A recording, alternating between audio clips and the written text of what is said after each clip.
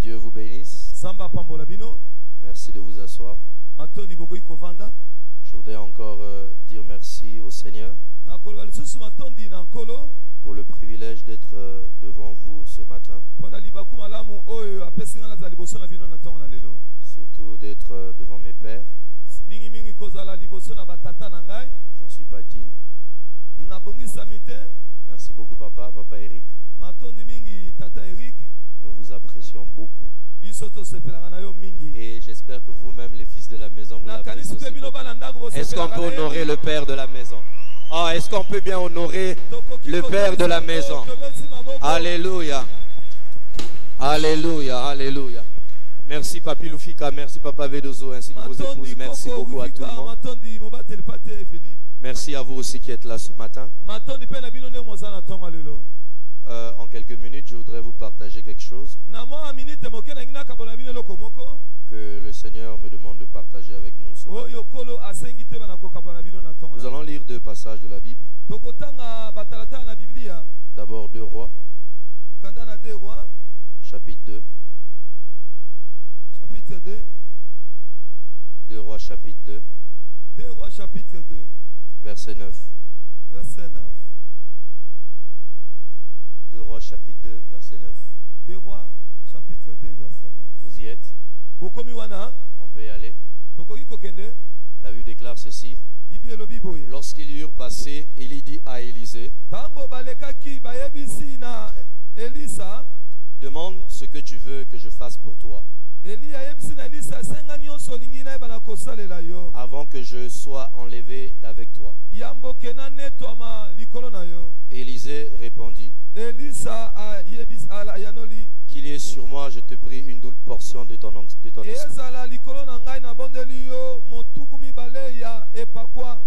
Qu'il y ait sur moi une double portion de ton esprit.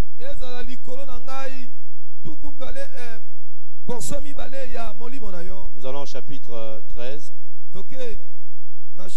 Toujours 2 Rois. 2 Rois. Chapitre 13, verset 20. Chapitre 13, verset 20. On peut y aller. La Bible déclare ceci. Élisée mourut. Et on l'enterra. L'année suivante, des troupes de Moabites pénétrèrent dans le pays.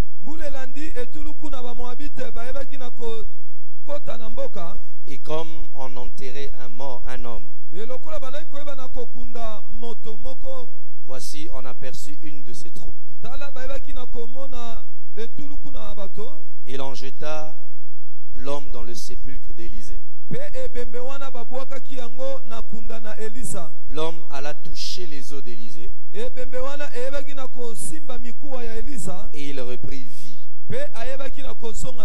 Il se leva sur ses pieds. Amen. Amen. Vous savez, frères et sœurs, Élie, lorsque Dieu le préparait à être enlevé, Élisée était un serviteur à ses pieds très téméraire. Il avait la révélation de l'enlèvement de son maître, de son père. Alors, pendant que Élie lui disait de rester, il disait, je ne resterai pas, je vais aller avec toi. Jusqu'à ce qu'à un moment donné, Élie s'est senti obligé de demander à Élisée, dis-moi ce que tu veux que je te donne.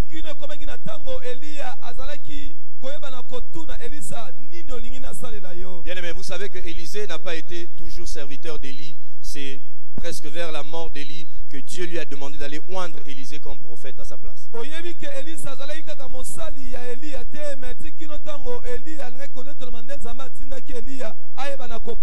Sûrement que Élisée avait entendu parler des choses que Élie faisait. Il lui dit, je veux simplement une double portion de ton esprit. Les commentateurs qui ont essayé ou les érudits de la Bible qui ont essayé de nous aider à étudier la vie d'Élie se sont rendus compte que dans toute sa vie, il avait fait 7 miracles.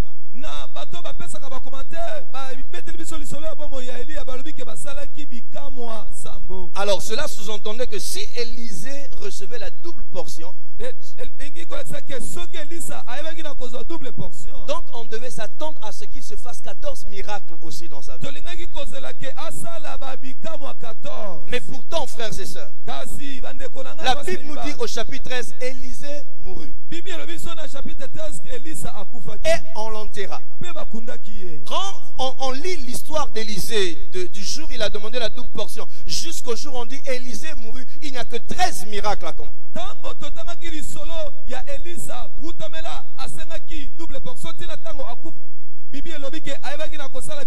J'essaie de me mettre à la place d'Élisée, à me dire, Seigneur, j'ai demandé avec difficulté une double portion de l'onction de mon père. J'ai été obligé de voir mon père monter vers le ciel dans le feu, et ce manteau est tombé sur moi.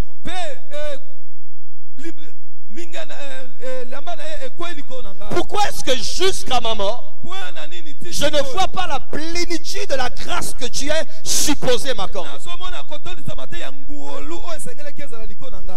Le docteur David a parlé de la grâce que nous avons, que Dieu nous accorde pour accomplir le ministère, pour accomplir des choses avec Dieu. Je voudrais essayer de continuer quelque chose là-dedans. Élisée avait reçu la grâce, mais pourtant jusqu'à sa mort, cette grâce ne s'est pas manifestée pleinement. Il est mort, il a été enterré, mais gloire soit rendue à Dieu. La Bible déclare ceci: un jour on enterrait un mort, un an après on enterrait un mort. Élisée n'était plus, la chair n'était plus, ce n'était que les os d'Élisée. Est-ce qu'on peut dire que les os sont Élisée? Mais la Bible dit seulement que c'était les os d'Élisée. Et pendant qu'on enterrait le mort, les Madianites entraient dans le pays. Ceux qui enterraient se sont dit, est-ce assez important que nous puissions le mettre dans sa tombe? Il y a une tombe à côté, jetons-le dans cette tombe. Ils ne savaient pas à qui appartenait la tombe. Ils ont dit, jetons-le dans cette tombe. Tel que nous voyons la tombe, il paraît que la personne n'y est plus. Ils ne savaient pas qu'il restait des os. Mais lorsqu'ils ont jeté le corps est allé toucher les os.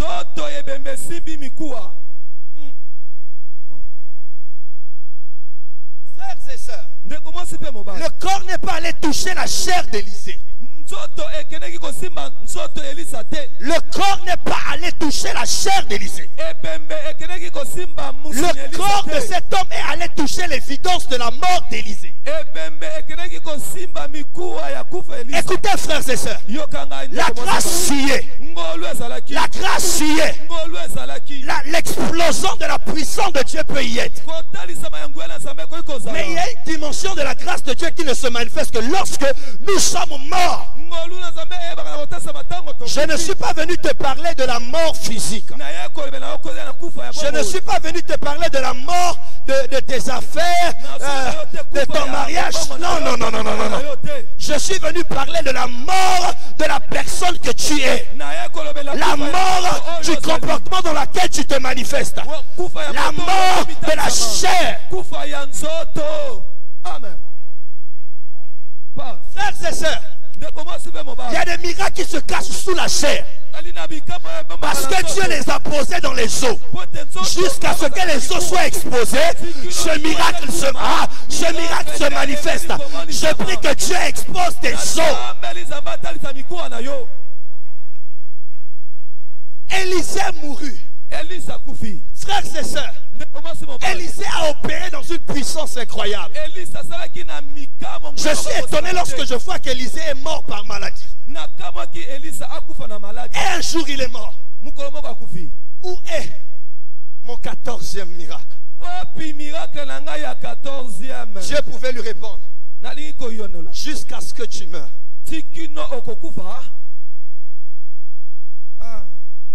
Les gens n'aiment pas la mort aujourd'hui. Les gens veulent être vivants et avoir ce que Dieu donne. Frères et sœurs, dans l'Ancien Testament, lorsqu'on sacrifiait un animal, on l'égorgeait.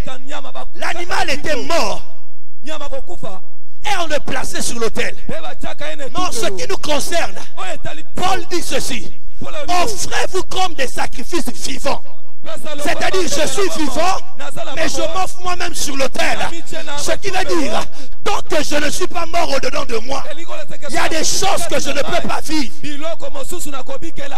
Je prie que Dieu t'amène à une mort certaine. Je dis, je prie que Dieu t'amène à une mort certaine. Il y a trop de gens dans les églises qui sont remplis d'eux-mêmes. Quand vous le voyez, ils sont encore vivants. Vous avez besoin de les poser la question: quand est-ce que tu es mort dans le Seigneur? Quand est-ce qu'en fait tu es mort au péché?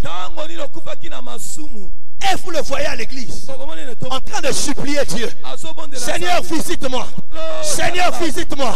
Dieu dans le ciel te dit: mon fils, il faut que tu meurs. Mon fils, il faut que tu meurs. Ma fille, il faut que tu meurs afin de vivre le miracle. Amen.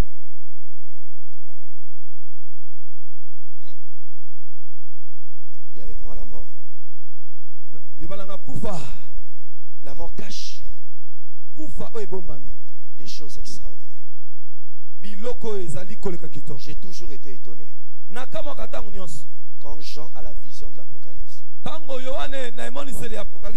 Vous savez, l'apôtre Paul dit ceci: que si Christ n'est pas resté, alors notre foi est vaine. Si Christ n'est pas resté, alors notre foi est vaine. Mais pourtant, vous ne pouvez pas rester si vous n'êtes pas mort. Quand Jésus est ressuscité, hors de gloire, mais avec les marques de la croix qu'avait laissé la chair. Pourquoi Jésus tient tant à nous montrer les marques de la croix pendant qu'il est ressuscité? C'est afin de nous montrer: tu ne peux pas passer du côté de la gloire de Dieu si tu n'as pas connu le chemin de la mort. Si tu n'as pas connu le chemin de la mort. Si tu n'as pas connu le chemin de la mort, jusqu'à ce que tu meurs, c'est à ce moment-là que tu connais la gloire de Dieu. Amen. Mais ça ne s'arrête pas là. Quand Jean a la vision de l'Apocalypse, il se rend compte que personne n'a été trouvé dans les cieux sur la terre pour ouvrir le livre de vie. Jean se met à pleurer. C'est là que l'ange lui dit: ne pleure pas, parce que le lion de la tribu de Juda a vaincu. Mais quand Jean se retourne pour regarder sur le trône, il ne voit pas un lion. Il voit un agneau immolé. Il voit le signe de la mort. Il voit le signe de la mort. Il voit le signe de la mort. Ce qui veut dire, il y a des trônes que tu n'auras pas jusqu'à ce que tu acceptes de mourir véritablement. C'est ça. Nous ne devons pas nous tromper. Même ici, alors que nous sommes, même au milieu de nous, les serviteurs de Dieu, il y a des pasteurs qui ne sont jamais morts. Et tu ne peux pas vivre la puissance de Dieu tant que tu n'es pas mort. La Bible dit: Élisée mourut. Élisée mourut. C'est à ce moment-là que le miracle s'est déclenché. Amen. Comment? Alléluia. Amen. Alléluia. Amen. Alléluia. Amen. Vous savez, c'est très bizarre. Dieu est très bizarre. Parce que comment pouvez-vous expliquer que l'on puisse donner des choses à quelqu'un qui doit en jouir pendant qu'il est vivant, et qu'on lui demande de mourir? On sait que nous sommes morts lorsqu'on commence à laisser notre moi mourir. Lorsqu'on se laisse transformer véritablement par la puissance de la parole de Dieu, qu'on renonce à nous-mêmes. Si on n'arrive pas là, il y a des choses qu'on ne vivra pas. Lazare avait des promesses grandes. Jésus l'aimait. Mais pour que ces promesses s'accomplissent, pour que ces choses s'accomplissent, il fallait qu'il meure. Il fallait qu'il meure. Laissez-moi vous dire quelque chose qui me paraît toujours bizarre. Lazare vivait en Judée, dans la région de la Judée, dans la ville de Béthanie. Et il s'appelait Lazare. La Judée vient de la source Juda, qui veut dire louange. Louange. Béthanie veut dire la ville, la maison de misère. La maison de misère. Lazare tire la source de son nom à Eliezer, qui veut dire celui que Dieu aide.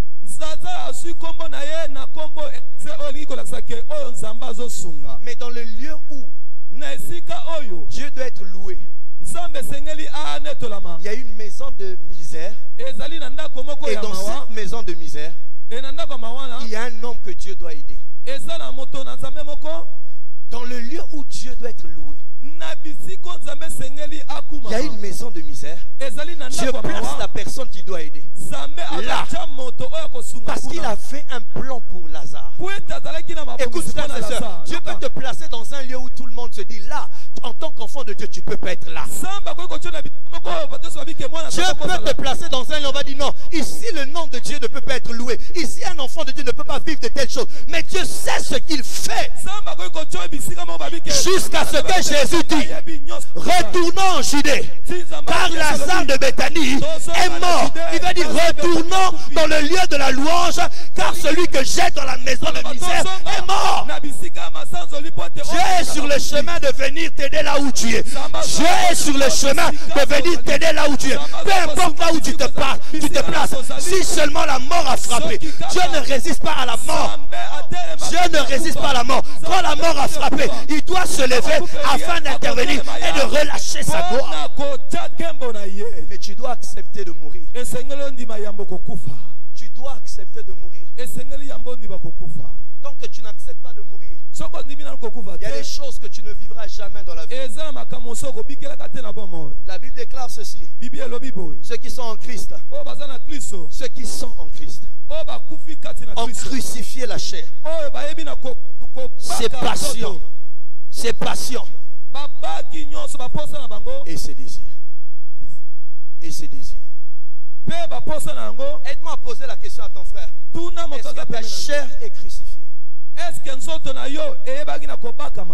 Non, aide-moi à le poser la question. Est-ce que ta chair est crucifiée? Tout ce que tu demandes de grand n'arrive pas jusqu'à ce que tu acceptes de mourir. Je sais que nous n'aimons pas ça. Je sais que nous n'aimons pas ça. Parce que ça fait mal lorsqu'il faut mourir. Mais tu ne peux pas vivre des choses avec Dieu si tu n'acceptes pas de mourir. La raison pour laquelle Christ est mort à la croix pour nos péchés, ce n'est pas pour que nous puissions vivre en nous-mêmes. De la même manière qu'il est mort, c'est afin que nous aussi, que nous puissions mourir en lui et ressusciter avec lui. Et jusqu'à ce que tu acceptes cela, il y a des choses que tu ne peux pas vivre. Maintenant, écoutez ce que je veux dire. La Bible dit ceci: Élisée mourut et on l'enterra. Je ne sais pas si vous suivez bien avec moi. C'est Élisée qui est mort et on l'enterra. Un cadavre ne s'enterre pas lui-même.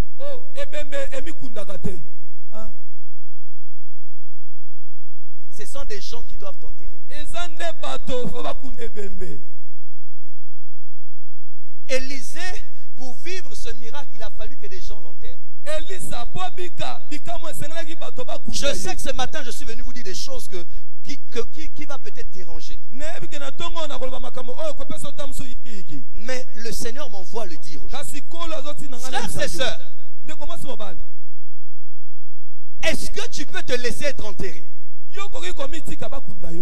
Si tu veux vivre des choses avec Dieu, tu ne peux pas t'enterrer toi-même. Quand tu es mort avec Christ, pour que l'on sache vraiment que tu es mort, laisse tout t'enterrer, on va savoir que tu es mort. Un cadavre ne dit jamais pourquoi vous allez m'enterrer. Parce qu'il est mort. Les gens peuvent être en train de t'enterrer parce que tu es un frère dans l'église. Tu as un comportement bizarre. Quelqu'un te dit, ou le pasteur ou le responsable décide de te mettre sous sanction. C'est à ce moment-là qu'on sait si la personne est morte.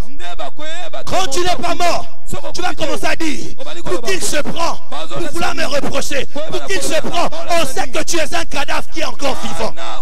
Tu es un cadavre qui est encore vivant. Tu n'acceptes pas qu'on t'enterre. Tu n'acceptes pas qu'on t'enterre. Quand tu es un cadavre, si tu sais que tu es irréprochable, on te reproche quelque chose. Oh, la vie de Christ en toi te dit non, il y a une raison pour laquelle on t'a mis sous discipline. Montez à l'obiboy. Soko zenezale na mabe. Soko zali na etambol mabe. Bape sanction. Et sengelo ndima. Soko ndimi angote. Soko za ebembe. O zali na bon moy. O ebembe. Aeba kana koloba teke. Bokunda ngate. Ebembe azaka moto avandi kimia azoka. Nyoso azole bisaye. Il est difficile d'enterrer les chrétiens aujourd'hui. Vous le voyez dans un département. En train de servir. Parle même en langue. Il parle même en langue. Mais le jour où vous voulez seulement faire quelque chose sur lui, c'est là que, chez moi à l'église, on appelle ça le ketchup. Le ketchup à l'intérieur commence à sortir. Quand vous avez une bouteille de ketchup, si vous la pressez, le liquide à l'intérieur sort. Mais si vous avez de l'eau à l'intérieur, l'eau de la vie, l'eau qui est Christ, l'eau qui est la parole, l'eau qui est la vie, quand ça y est à l'intérieur, si vous pressez, c'est la vie qui sort. Je voudrais te poser la question. Si on te presse ce matin, qu'est-ce qui va sortir de toi? Qu'est-ce qui va sortir de toi? Est-ce que c'est le ketchup ou c'est l'eau de la vie? Amen. Comment? Qu'est-ce qui va sortir? Si on te presse,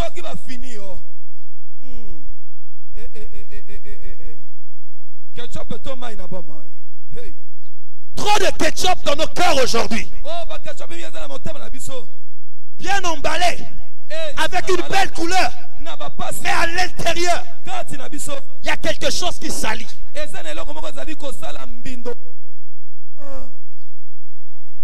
Il suffit de toucher un côté de sa vie.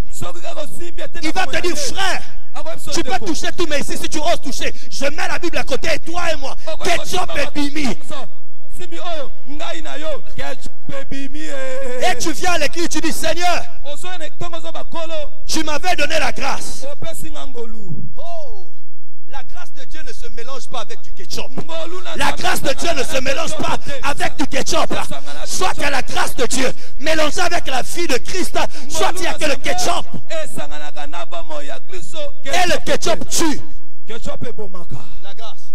Je suis allé dans une église la semaine passée. À la fin, une femme est venue me voir. Elle m'a dit, pasteur, j'ai une question à vous poser. Chaque fois que je suis avec mon mari, mon mari est païen.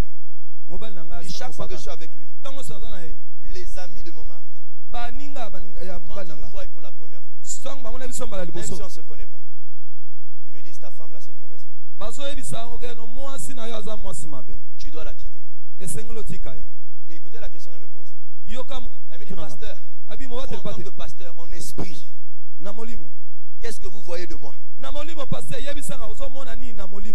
regardé, j'ai souri. Je n'ai pas voulu le dire, mais je l'ai laissé 5 minutes parler avec elle. Pendant qu'elle parlait, je me suis rendu compte où était le problème. Je lui ai dit, madame, peut-être que tu n'as pas un esprit. Tu n'as pas un esprit. Tu sers dans l'église. Mais je t'ai entendu parler 5 minutes à côté de ton mari. Tu as un sérieux problème de comportement. Tu as un sérieux problème de comportement. Tu as un sérieux problème de comportement. Pose la question à ton frère, ketchup ou de l'eau? Hey.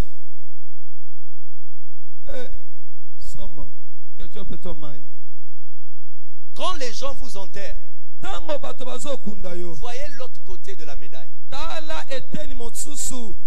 Ça fait mal. Ça fait mal. Mais pourtant, ce que la personne est en train de te faire, il ne sait pas qu'il est en train de t'emmener à laisser exploser la grâce qui est au-dedans de toi. Il te pousse à exploser la grâce qui est au-dedans de toi. Lorsque les frères de Joseph étaient en train de le vendre, écoutez leur phrase: nous verrons ce que deviendront ces rêves. Si tu veux voir ce que deviendront mes rêves, alors vas-y, tue-moi, enterre-moi, et tu verras que les rêves que j'ai faits, je ne les ai pas inventés, ça vient du ciel, et c'est Dieu qui a voulu que je le devienne. Même si tu me vends, un jour tu viendras te prosterner. Tu viendras te prosterner. Et Joseph est le type de personne qui nous montre qu'un chrétien doit accepter d'être enterré. Combien de fois il a connu des injustices, mais il a pardonné. Il y a beaucoup de chrétiens qui sont blessés dans leur âme. Blessés dans leur âme. Et ils traînent des blessures. Ils ont reçu le baptême du Saint-Esprit, mais ils n'ont jamais été guéris de leurs blessures intérieures. Vous ne pouvez pas leur reprocher quoi que ce soit. Vous ne pouvez pas leur parler. Vous les regardez seulement, vous savez que celui-là, il était blessé de son enfance. Malgré qu'il est chrétien, il est encore blessé. Et les blessures t'empêchent de te laisser être enterré.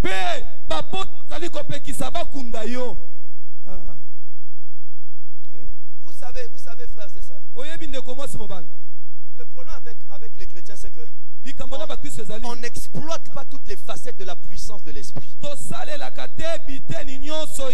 L'esprit n'est pas seulement pour parler en langue, ni pour faire lever les paralytiques. Jésus a dit: j'ai reçu l'onction, l'Esprit de Dieu sur moi, il m'a roi pour guérir les cœurs brisés, pour guérir les cœurs brisés, pour guérir les cœurs brisés. Si tu as un cœur brisé qui ne veut pas être corrigé, alors cherche à ce que Jésus guérisse ton cœur. Tu es tout le temps en train de bouder le pasteur. Tu ne sais pas qu'au fait tu ne veux pas être enterré.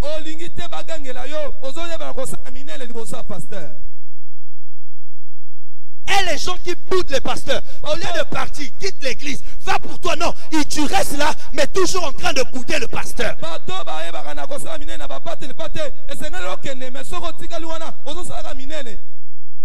y a quelques jours, quelqu'un est venu faire quelque chose dans mon église avec l'un de mes responsables. Il voulait faire une bonne chose, faire un don à l'église. Mais il va voir mon responsable, lui dit: non, ne dis à rien, ne dis à personne, même le pasteur. Et toi tu engages les membres de l'église à faire quelque chose hors de l'église, tu n'avertis pas le pasteur.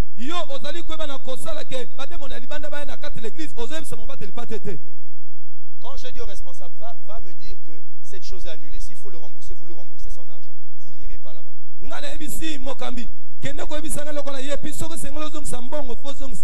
Il a été choqué. Ça fait quelque temps, il ne vient plus à l'église. Mais regardez les genres de questions qu'il me posait. Comme le pasteur Rick a dit hier. Il me dit: pasteur, tu n'as pas un département de partenaires?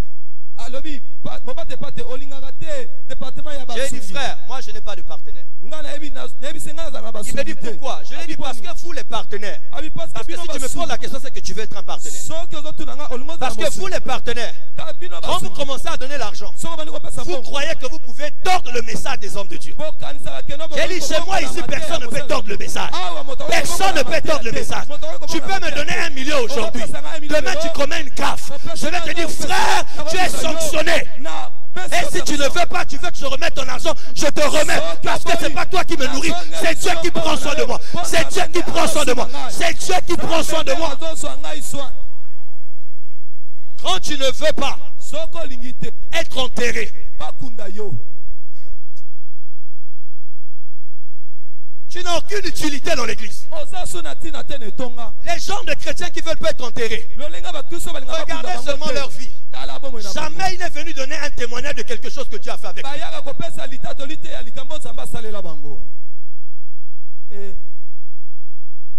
Qu'est-ce que Dieu a fait avec toi que tu peux témoigner? Comme tu ne veux pas être enterré, la grâce qui est au-dedans de toi est étouffée.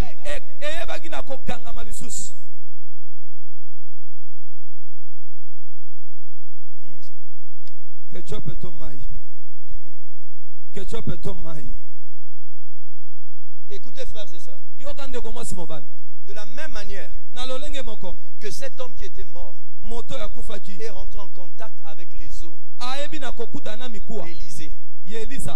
Laisse-moi te donner un secret dans la vie.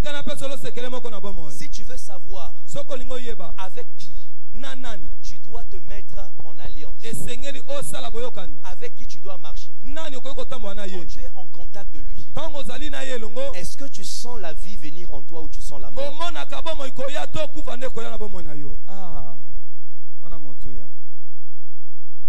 Si depuis que tu es en contact avec lui, tu commences à te rendre compte qu'il y a des choses que tu ne tolérais pas avant, tu commences à tolérer. Il y a des choses qui ne se passaient pas dans ta vie de mauvais, mais commencent à se passer dans ta vie.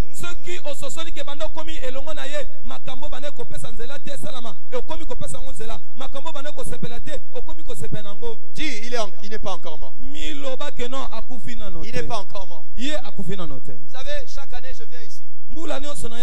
Parce que depuis que Dieu m'a permis de me mettre en contact avec le pasteur Rick, dans chaque dimension de ma vie, quelque chose de pouf s'est passé.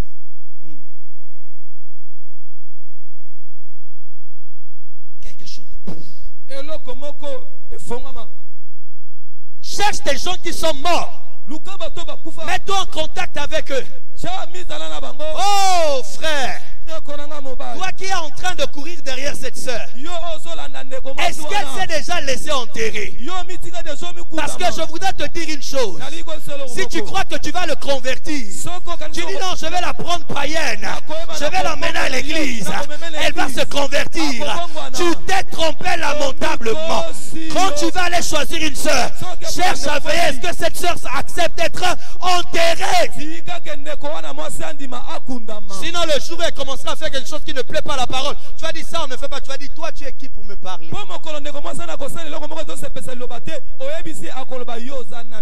jour j'ai dit clairement à une de mes filles, je lui ai dit ce frère là, tu ne vas pas l'épouser. Il m'a dit papa pourquoi? Je lui ai dit premièrement, le jour qu'il est allé voir tes parents, regarde le jeu qu'il a fait. Il y a quelques jours, le frère vient dans mon bureau. On est en train de parler à toi. J'ai eu l'impression de parler avec quelqu'un qui n'est pas de l'église, qui n'est même pas en Christ. Je l'ai dit, tu vois depuis le début avant que tu l'ailles le présenter à tes parents. Je te disais, ce frère-là ne te va pas. Mais le problème c'est que c'est quoi? Et toi le frère, puisque tu n'acceptes pas d'être enterré, tu dis le pasteur a quel droit de m'en parler? Si tu n'acceptes pas de t'enterrer, tu vas mourir aussi physiquement. Il y a beaucoup de gens, peut-être même ici. Vous savez, nous les mariés, nous sommes des vrais comédiens. Hein? Des comédiens. Quand on dit comédien, pas dans un mauvais sens. Ça dit, je peux avoir quoi? Tu peux avoir un problème avec ta femme. Si quelqu'un vient vous rendre visite, vous n'allez pas être chacun de votre coin. Faites c'est comme si tout va bien. Et puis réglez l'affaire après. Si la personne est venue pendant qu'il y avait la situation. Et beaucoup de gens font semblant. Tu sais toi-même que depuis que tu as épousé cette personne-là, le ketchup est sorti dans la maison. Vaut mieux que le ketchup se fasse que tu vois le ketchup lorsqu'elle est hors maison ou lorsqu'il est hors maison, que tu attends lorsqu'il rentre. Quand le ketchup se manifeste, toi qui étais une femme très belle, tu deviens un makiwara chaque jour. Boum, boum, boum, boum. Et ton visage se déforme. Trop tard. Tu as déjà porté ça.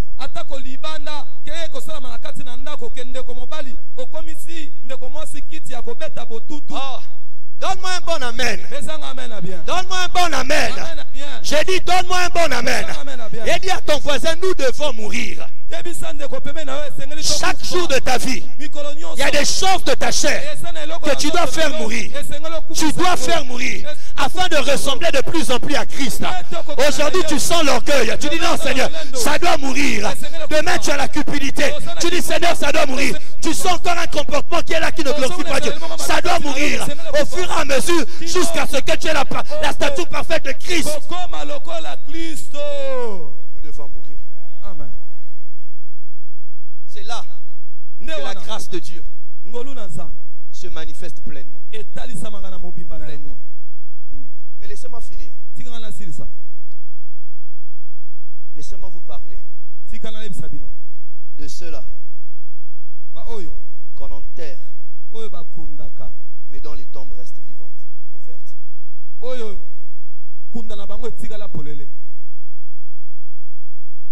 La tombe d'Élisée était ouverte. Est-ce que la tradition avait changé? Jésus a été enterré. Une pierre a été roulée. Lazare pareillement. Comment la tombe d'Élisée était ouverte?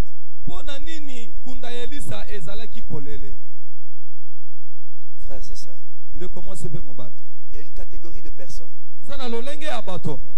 dont la mort est mise en évidence. Dont la mort est mise en évidence. Il y a des gens, quand vous les voyez, vous les entendez parler. Vous voyez leur vie. Vous dites, Seigneur, je vais être comme cet homme. Parce que vous voyez clairement qu'il est mort. La tombe est ouverte. Mais aujourd'hui, il y a beaucoup de chrétiens, écoutez leur langage. Dieu ne voit pas l'apparence. Dieu voit le cœur. Il veut nous dire, je suis mort mais ma tombe est fermée.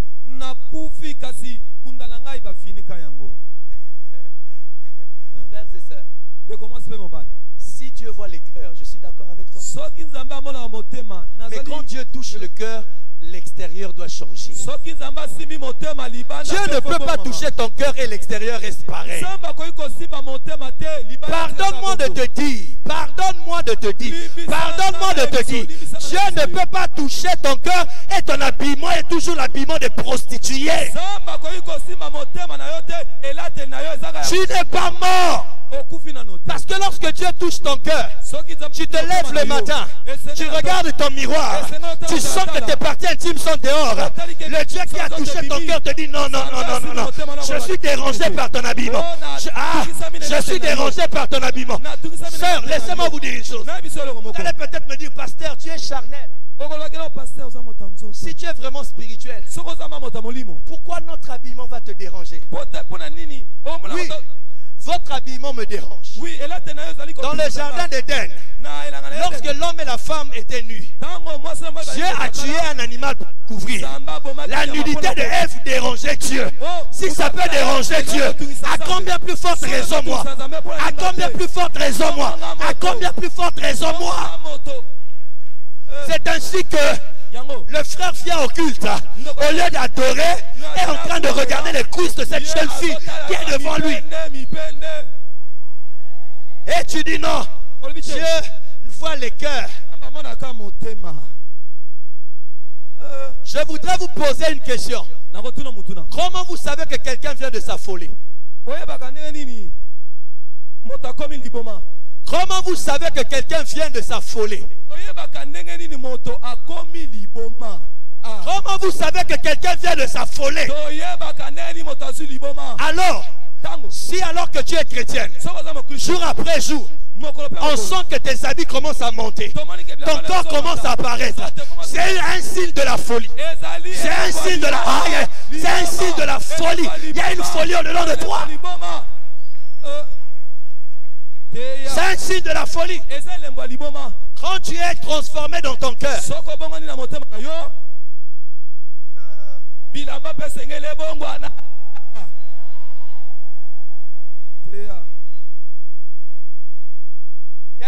vous allez, que les gens vous rencontrez, vous savez que lui c'est un pasteur. Il y a des gens vous rencontrez, vous savez que ça c'est une prostituée. Comment?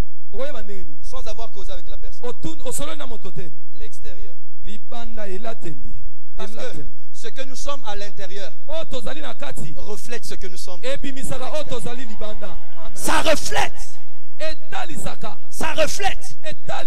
Mais quand tu es mort, quand tu as cette tombe ouverte,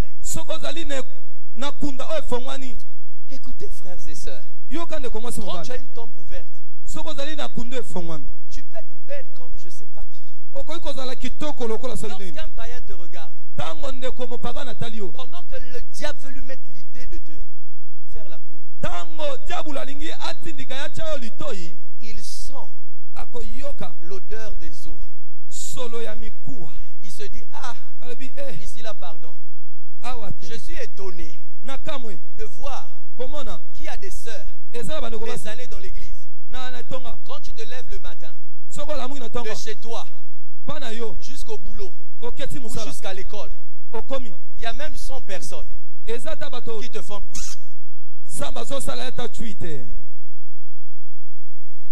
Tu crois que c'est une bénédiction? Ce n'est pas une bénédiction. Ce n'est pas une bénédiction. Tu as dit, pasteur, c'est parce que je prie. Tu ne pries pas. Quand les gens t'appellent, c'est les chiens qu'on appelle comme ça. C'est les chiens qu'on appelle comme ça. Jésus a dit à la femme syrophénicienne, je ne peux pas donner aux chiens ce qui appartient aux enfants. Je ne peux pas donner aux chiens ce qui appartient aux enfants. Alléluia. Alléluia. Donne-moi un bon amen. Je sais que tu es fâché. Je sais que tu es fâché. Mais tant qu'il s'agit de Jésus-Christ, même si tu vas me lapider, je le prêche.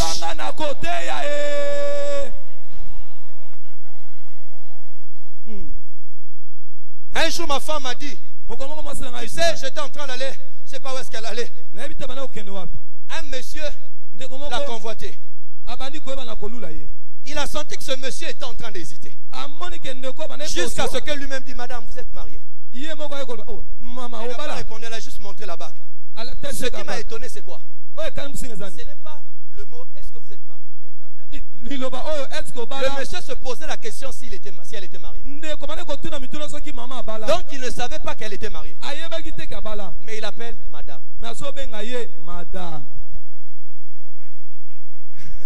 Écoute, l'apparence avec laquelle les gens te voient va déterminer si on t'appellera comme un chien ou on t'appellera comme une personne qui a déjà été valorisée. Je prie que les gens commencent à te voir différemment. Je déclare que les gens te voient différemment. Je déclare que les gens te voient différemment. Différemment. Écoutez-moi bien. Même quand tu t'habilles en habit long, tu ne fais pas la beauté. Quand tu es mort, au-dedans de toi, rempli de l'esprit, il y aura un frère ici dans la salle. Pendant qu'il sera en train de chercher, les autres sœurs viendront avec leur beauté faire les phases. Lorsqu'ils vont passer devant, Dieu lui dira, c'est pas elle, mais Dieu va te localiser. Dieu va te localiser. Il va dire, c'est celle à la personne. C'est celle à la personne qu'il faut. Parce que c'est visible que la tombe est ouverte. Quand une tombe est ouverte, tu peux facilement voir la mort, mais tu ne vois plus la personne. Si on avait jeté ce mort, c'est parce que ces personnes croyaient que la tombe était fermée. Alors qu'il y avait des eaux là-dedans. Frères et sœurs, Paul a dit, la mort est pour moi un gain.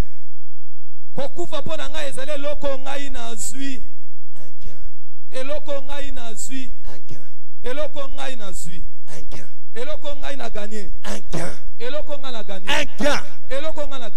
gain. C'est pas une perte. C'est un gain. Frères et sœurs, ne vivons pas vivants. Pardon?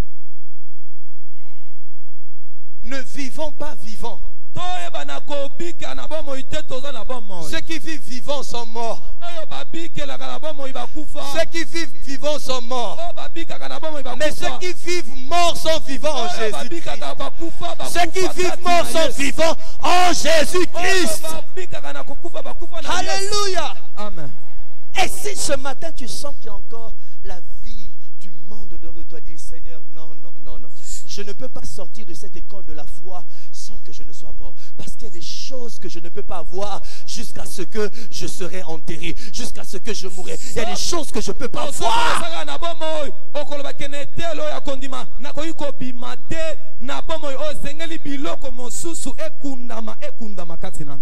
Alléluia. Amen. Alléluia. Ce matin, frères et sœurs, c'est un appel que je nous lance. À la mort. À la mort. Tant que tu tiens trop à ta personne, il y a des choses que tu ne peux pas vivre. Laisse Dieu, laisse Jésus-Christ à laisser couler son sang à la croix de Golgotha, purifier ta vie, te faire mourir.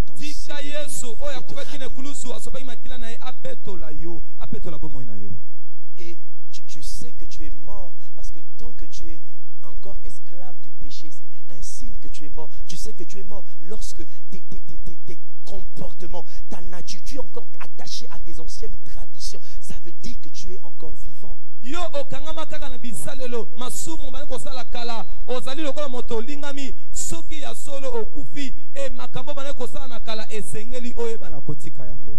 Et tu sais qu'il y a des domaines dans ta vie qui doivent mourir parce que peut-être que tu es là mais tu es tellement impoli, tu parles en langue mais avec une telle impolitesse et aïe aïe aïe, même nous qui sommes hommes de Dieu papa. Combien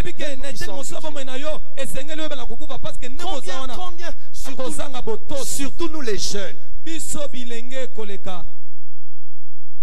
Hey, papa, viens pour prier pour lui.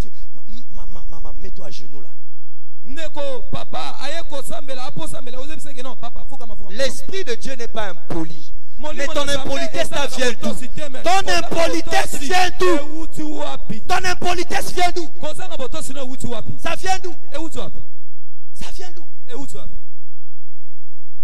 Ça vient d'où? Ça vient d'où? Nathan rempli de l'esprit. Il avait l'esprit prophétique. Il est venu parler à David en tenant compte qu'il est aussi roi. Tu risques de mourir bêtement à cause de ton impolitesse.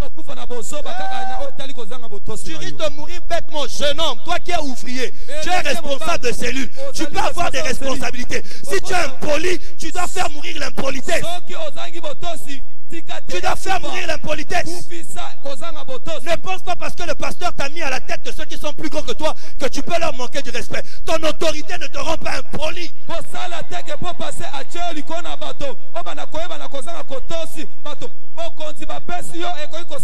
Tu es responsable de cellule, tu es son responsable de département. Que sais-je, même quand il a fait une gaffe, trouve la diplomatie de parler afin de le faire comprendre que ça ce n'est pas bon. C'est comme ça que l'esprit agit. C'est comme ça que l'esprit agit. Et tu seras étonné que la cellule ne grandit pas. Les gens ne quittent que le département. Tu dis ah non, ils n'aiment pas la prière. C'est pas qu'ils n'aiment pas la prière. Le problème c'est qu'ils ont repéré quelque chose qui doit mourir en toi. Tu es impoli. Tu parles en langue mais impoli.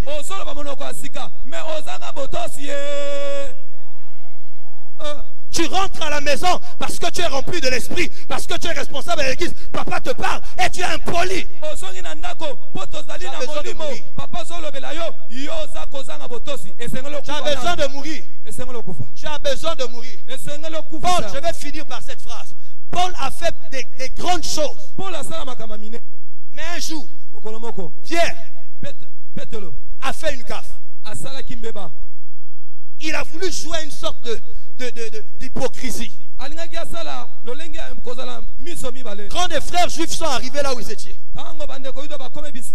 Pierre s'est dérobé. Comme s'il ne mangeait pas avec les non-juifs. Paul dit, j'ai repris Pierre. Et il a su comment parler.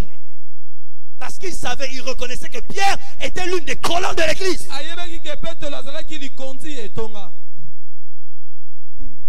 Amen. Tu dois mourir. Oui, nous devons mourir. Sinon, on sortira de cette école de la foi. Peu importe ce qui sera déclaré. Les prophéties sont déclarées. Mais après la prophétie, Dieu dit souvent cette phrase. Il le sera ici de toi. Si tu ne fais pas ceci, ou si tu fais ceci, la prophétie est conditionnée toujours par un principe.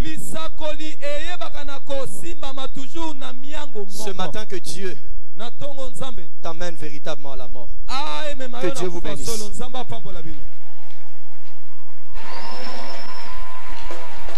Waouh!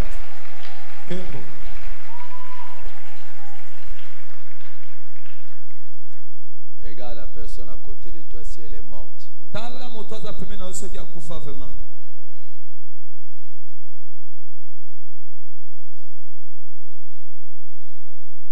Comment vous voyez? Sincèrement, seulement par sa manière de réagir, comment vous voyez? Mort ou vivant?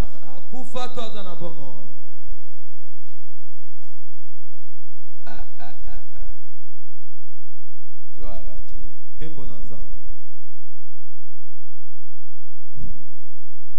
Hey.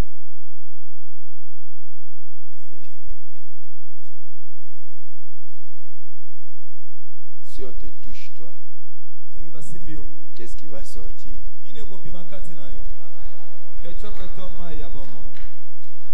Ketchup ou bien ketchup ou bien.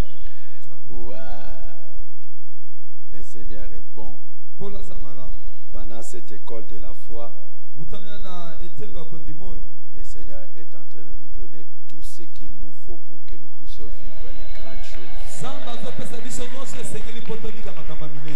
Et nous allons vivre des grandes choses. Quand j'ai décrété les jeûnes, il faut regarder ceux qui sont morts. Et voir comment ils vont réagir dans les chambres.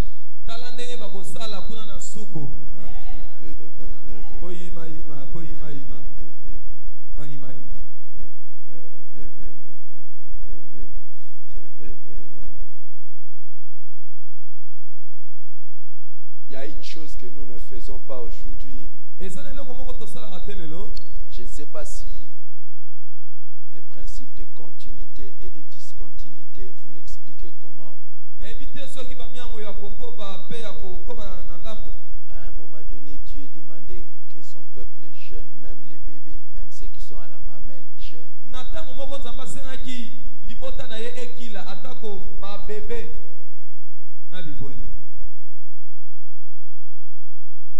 Je ne vais pas parler des animaux parce qu'on n'en a pas, nous. On n'en a pas. Est-ce que quand Dieu demande comme ça, les enfants disent quoi? Les enfants vont dire quoi? Non, non, non, non. Ah. Et il dit que c'est après d'avoir fait des jeûnes comme ça là que l'esprit va venir. Hein.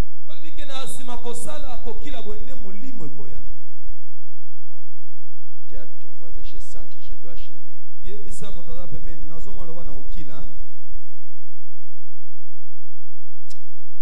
Dis-lui, je commence même à trouver plaisir dans les jeûnes.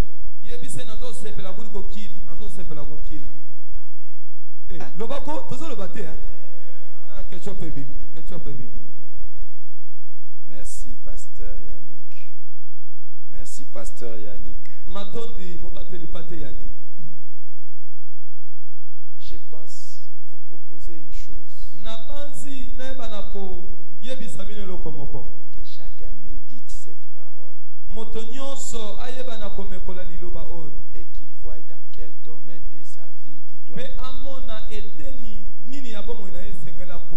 Dans quel aspect? Et de prier Dieu. Amen.